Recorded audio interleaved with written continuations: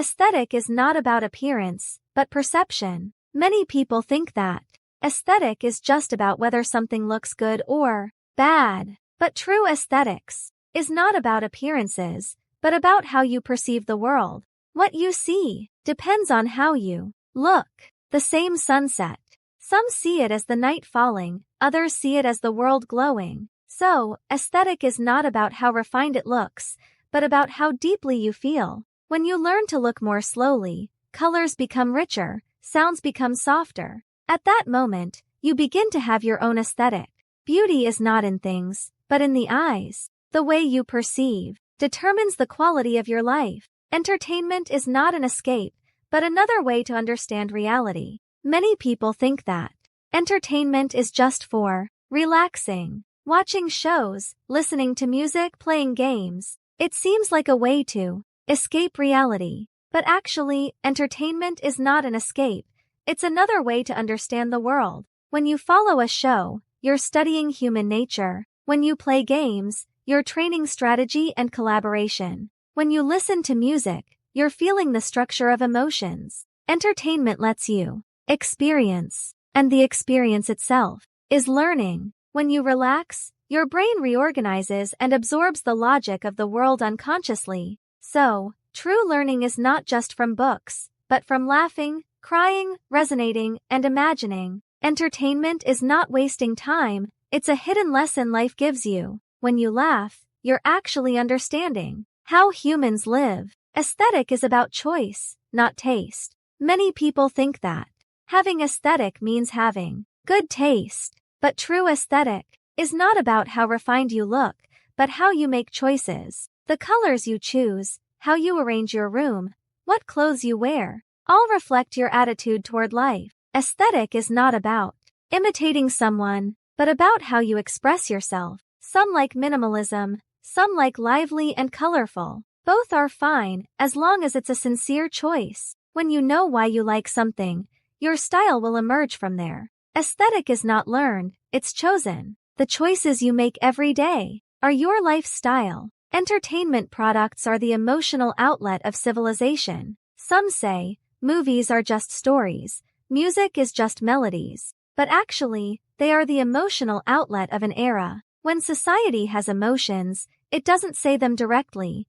It turns into songs, it becomes films, it becomes laughter and tears. Look, when a song becomes popular, it's not just because the melody is good, but because everyone sees themselves in those lyrics. So, entertainment is not an escape from reality, it's reality speaking in a different language. Every movie, every melody, helps civilization release its emotions. When people can't speak, music sings for them. When the times are too complex, movies dream for us. Entertainment is actually the breath of civilization. Aesthetic is order, not decoration. We often think that having aesthetic means being beautiful, but true beauty is not created by decoration, but by the sense of order in the structure. Think of spaces that make you feel good.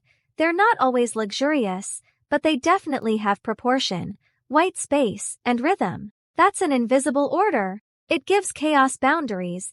It lets the eye breathe. Luxury is never about cost. It's about cleanliness, order, and restraint. Just like the beauty of music, it's not about how many notes there are, but about how precise the rhythm is. True aesthetics is not about piling up surface layers, but about the consistency of inner logic. Decoration attracts the eyes, order calms the soul. True beauty is not what looks right, but what brings peace to the heart. Entertainment is the hidden textbook of the times. We think that entertainment is just for relaxation or killing time, but in reality, it's the most powerful hidden textbook of our time. Because when you lower your defenses, while laughing or crying, you are also being taught. Taught what is worth admiring, what you should pursue, and even what happiness means. Entertainment is not bad, but it is more powerful than you think. A movie can warm your heart, it can also shape prejudices. A song can awaken resonance, it can also create illusions. So, the key is not whether to enjoy entertainment, but whether you watch with awareness. Entertainment is a mirror, it can reflect you, it can also guide you. The clearer you watch, the cleaner it remains. The evolution of aesthetic is the evolution of self-awareness. Have you noticed, as you grow older, your tastes also change? Things that once seemed beautiful, now seem too flashy. Things that once seemed boring, now seem meaningful. It's not that your taste changed, it's that you changed. Aesthetic evolution is really the evolution of consciousness. The more you understand yourself, the better you can recognize what is truly right for you. At that point, you no longer chase trends, nor choose things through other people's eyes. You begin to pursue inner harmony. That's the true mature aesthetic. It's not loud but steady, with its own breath. The evolution of beauty is not an external upgrade, but the soul becoming calmer. As you become deeper, the world you see becomes more beautiful. The aesthetics of the future will be about frequency, not style. In the past, people always asked, "What is style?" But the aesthetics of the future won't stop at style, because style is visible, but frequency can be felt.